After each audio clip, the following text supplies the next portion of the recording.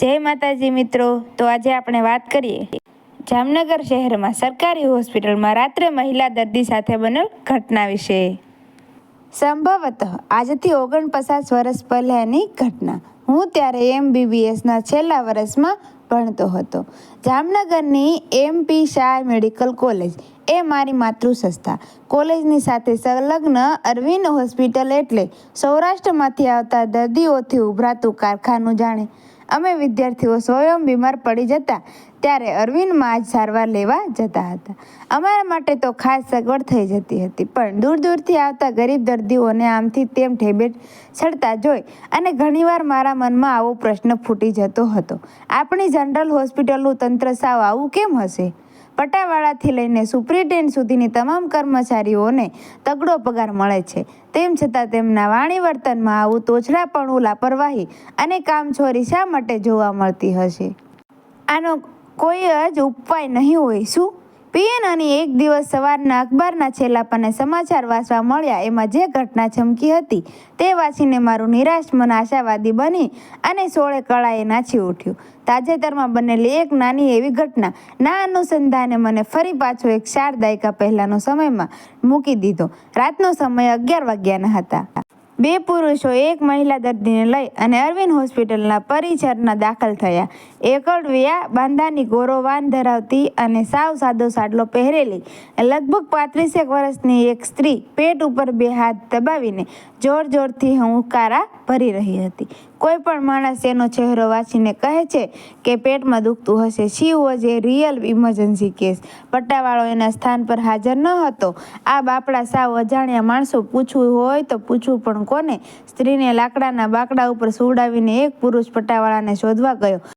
10 minute પછી એક લડખડતા માણસને પકડી લાવ્યો। પટ્ટાવાળો બાટલી ખીચીને અત્યારે રાજપાટમાં હતો। શું છે? આ પ્રશ્નની પાછળ જ એના મોઢામાંથી દારૂની વાસનું ઝાપટું વહી આવ્યું। ભાઈ, અમારે એ જાણવું છે કે ડૉક્ટર ક્યાં મળશે? ડૉક્ટર પછી મળે, પહેલાં કેસ કઢાવવો પડે એટલી પણ ખબર નથી? એ પેલી તરફ રહી કેસ કઢાવવાની બારી। હાલ્યા જાઓ તમારે। પટ્ટાવાળાએ દૂરથી બારી બતાવી દીધી। બંને પુરુષો બાઈને ઝાલીને ટેકો આપતા આપતા કેસ પેપર વિન્ડો તરફ ચાલવા માંડ્યા। પટ્ટાવાળો પાછો પોતાનું અઘરું કાર્ય પૂરું કરવા માટે અંધારા ખૂણામાં ઓગળી ગયો। કેસ કઢાવવાની બારી ખુલ્લી હતી, અંદરની ટ્યુબલાઇટ ચાલુ હતી, પણ ફરજ બજાવનારો કર્મચારી ગાયબ હતો। એને શોધવા માટે ક્યાં જવું? સ્ત્રી શીશો પાડતી રહી, પેટ દબાવીને ઉછળતી રહી। માંડ અડધા કલાક પછી કર્મચારી મહાશય પધાર્યા। અરે ભાઈ, તમે ક્યાં ખોવાઈ ગયા હતા? અમારી ભાભી માટે એક પણ કાઢવી મુશ્કેલ।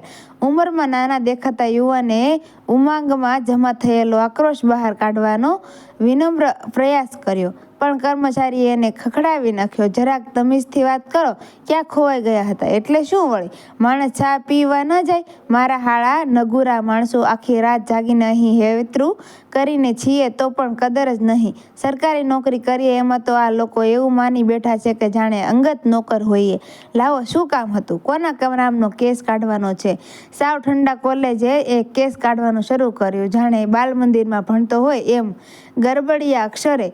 જરૂર કરતાં બમણો સમય લઈને તેણે પેપર ઉપર બધી વિગતો ટપકાવી, પછી તાડુકવા જેવા અવાજે સૂચના આપી, જાઓ દર્દીને સીધા લઈ જાઓ કેજ્યુઅલ્ટી વિભાગમાં। એ ક્યાં આવ્યો એ પણ મારે કહેવાનું? આગળ જઈને કોઈને પૂછો કે 4 નંબરની રૂમ ક્યાં આવી?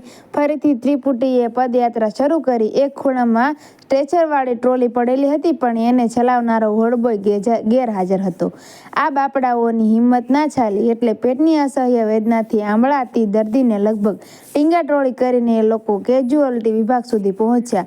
ડૉક્ટર હાજર હતા પણ વ્યસ્ત હતા, બીજા 3 મિત્રોની સાથે પત્તા ટીછી કરતા હતા। દર્દી મહિલાને જોઈને તેમનું મોં બગડી ગયું। પત્તા હાથમાં રાખીને જ પૂછવા લાગ્યા, શું થાય છે? પેટમાં દુખે છે? મહિના નથી ને? બાઈને માથાવાટ અપમાન જેવું લાગ્યું, પણ એ ગળી ગઈને એ કહ્યું, ના સાહેબ, મેં તો ફેમિલી પ્લાનિંગનું ઓપરેશન વર્ષો પહેલાં। ઓહો, નથી રહેવાતું સાહેબ? છેલ્લા 1 કલાકથી પેટમાં 1 કલાકથી દુખે છે તો પછી અત્યારે શા માટે આવ્યા? તરત જ આવી જવું જોઈએ ને? પત્તા હજી પણ ડૉક્ટરના હાથમાં જ હતા। સાથેના જવાબ આપ્યો, તરત જ આવી ગયા હતા સાહેબ, પણ 1 કલાક તમારા સુધી પહોંચવામાં જ જતો રહ્યો। હવે તમે મહેરબાની કરીને પત્તા રમવાનું બંધ કરો અને ઓહો, આ તો મુંબઈથી ગવર્નર પધાર્યા છે એ કાંઈ? ભલે મારા મોટા સાહેબ, જેવો તમારો હુકમ. આ પત્તા મેલ્યા પડતા ને તમારે ક્વીન એલિઝાબેથને તપાસવાનું કામ લઈએ હાથમાં. ડૉક્ટરે કટાક્ષમાં તીખા તાતા તીર છોડતા દર્દીને તપાસવાનું શરૂ કર્યું. પેટ પર 2-4 જગ્યાએ હાથ મૂકીને દબાવી જોયું. એક પણ પ્રશ્ન પૂછ્યા વગર દવા લખી આપી. જાઓ, આમાંથી એક ગોળી અત્યારે અને એક કાલે સવારે ગળાવી લેજો. ખાસ કાંઈ નથી, રાત્રે જમવામાં કંઈ વાયડું આવી ગયું હશે. હવે જાઓ, ઘરે જઈને ભગવાનનું નામ લઈને ઊંઘી જાઓ. પણ સાહેબ, એને ઇન્જેક્શન આપવાની કે દાખલ કરવાની જરૂર નથી લાગતી ને? એના પેટનો એક્સરે કે બીજી કશી તપાસ? ડૉક્ટર હું છું કે તમે? એક ત્રાડ આવી અને ત્રિપુટી ખામોશ. ત્રિપુટી ચાલી નીકળી. ડૉક્ટરે ફરી પાછી બાજી હાથમાં લઈ લીધી. આવી તો અસંખ્ય નાઇટ ડ્યુટીઝ એ બજાવી ચૂક્યા હતા. સરકારી હોસ્પિટલમાં આ રીતે જ કામ થાય. જો અહીં સારી રીતે ધ્યાન અપાતું હોય તો પછી આટલા બધા ખાનગી દવાખાનાઓ ધમધમે છે એ કોના માટે? રાત ગઈ સો બાત ગઈ. દેશભરમાં દાયકાઓથી આ પ્રમાણે ચાલ્યું આવે છે, પણ આજે પહેલી વાર કંઈક જુદું બન્યું. રાત તો ગઈ પણ બાત ન ગઈ. બીજા દિવસે સવારે 10 વાગ્યે એક સરકારી ગાડી આવીને હોસ્પિટલના પ્રાંગણમાં ઊભી રહી. લાલ બત્તીવાળી એક ગાડીની સાથે સુરક્ષા કર્મચારીઓનું ટોળું પણ હતું. અંદરથી રાજ્ય સરકારના આરોગ્ય મંત્રી નીચે ઉતર્યા. હોસ્પિટલ સુપ્રિન્ટેન્ડન્ટની ઓફિસમાં જઈને ઊભા રહ્યા. એ આરોગ્ય પ્રધાન મહિલા હતા. હેમાબહેન આચાર્ય એમનું નામ. જૂનાગઢની જનતાએ ખોબલે મત આપીને જેમને છૂટી કાઢ્યા હતા. એવા નકશી સેવાભાવી ધારાસભ્ય. જગતભરનું ઐશ્વર્ય જેમને ખરીદી ન શકે એવા નકશી પ્રામાણિક, હંમેશા સાદા શ્વેત સાડીમાં શોભતા હેમાબહેનને જોઈને સુપ્રિન્ટેન્ડન્ટ ઘવાઈ ગયા. અરે મેડમ, આપ અત્યારે અહીં અચાનક? પહેલેથી કહેવડાવ્યું હોત તો આપના સ્વાગત માટે જો તમને આગોતરી જાણ કર્યા પછી હું આવું તો મારું ભવ્ય સ્વાગત કરવામાં આવે.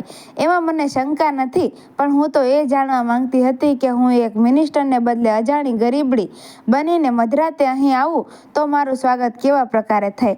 ડૉક્ટર ગઈકાલે રાત્રે ફરજ પર હતા. એ પટ્ટાવાળાને કેસ કાઢી આપનારા કર્મચારીને અને ડૉક્ટરને બોલાવો. અત્યારે જ તેમને અહીં હાજર કરો. મારે એ ત્રણેયને મેમો પકડાવવો છે અને જે બીજા વોર્ડ બોયઝ ગેરહાજર હતા એમને શો કોઝ નોટિસ ફટકારવી છે. આમ મારી સામે મોં ફાડીને જોઈ શું રહ્યા છો? બી ક્વિઝ. મારી પાસે સમય નથી. મારે હજુ તો બીજી કેટલી હોસ્પિટલમાં આવી સરપ્રાઇઝ રેડ પાડવા જવાનું છે. સાવ સાચી ઘટના. હું હેમાબહેનના આવા સાત્વિક આક્રમણોના કારણે એ સમયે ગુજરાતની તમામ સિવિલ હોસ્પિટલોમાં એક શિસ્તભર્યા ફફડાટ ફેલાઈ ગયો. અમદાવાદ, જૂનાગઢ, અમરેલી, રાજકોટ જેવા અનેક શહેરોમાં અચાનક ત્રાટકીને તેમણે કર્મચારીઓને કામ કરતા કરી દીધા હતા. સમાચાર પત્રોએ પણ આ કાર્યની સરાહના કરી હતી. પ્રાચીન કાળમાં પડદુખંજ રાજા વીર વિક્રમ પ્રજાની પીડા જાણવા માટે વેશ પલટો કરીને આ રીતે જ નીકળી પડતો હતો. હેમાબહેન અલગ અલગ સમયે 2 પ્રકારોમાં આરોગ્ય મંત્રી બન્યા હતા. એક પણ દાગ વગરની નિષ્કલંક કામગીરી બજાવી શક્યા હતા. તાજેતરમાં ડૉક્ટર ત્રિવેદી સાહેબ વિશેનો લેખ વાંચીને એમણે ક્યાંકથી મારો ફોન નંબર શોધીને મને ફોન કર્યો હતો. સાવ સહજ રીતે, ભૂતપૂર્વ પ્રધાન હોવાના લેશ માત્ર ભાવ વગર મારી સાથે વાત કરી, પોતાની ઓળખાણ આપી. હું હેમા આચાર્ય, જૂનાગઢથી. મારે 2 વાર પૂછવું પડ્યું, આપ તો બાપભાઈ જસુભાઈ પટેલની સરકારમાં મંત્રી હતા એ જ ને? સ્વર્ગસ્થ સૂર્યકાંતભાઈ આચાર્યના ધર્મપત્ની જ ને? એમણે હા પાડી અને એ પછી જેટલી વાર સુધીમાં મારો વાર્તાલાપ ચાલતો રહ્યો, મારું મસ્તક ટેલિફોનના છેડા તરફ ઝૂકેલું હતું. એક સાચા પ્રામાણિક રાજનેતા સામે દાયકાઓ પછી એક ભારતીય નાગરિકની આ આદરભરી અંજલિ હતી. મિત્રો, વિડીયો ગમ્યો હોય તો વિડીયોને લાઇક કરજો, શેર કરજો અને અમારી ચેનલને સબસ્ક્રાઈબ કરવાનું ભૂલશો નહીં. રાધે રાધે. Thank you.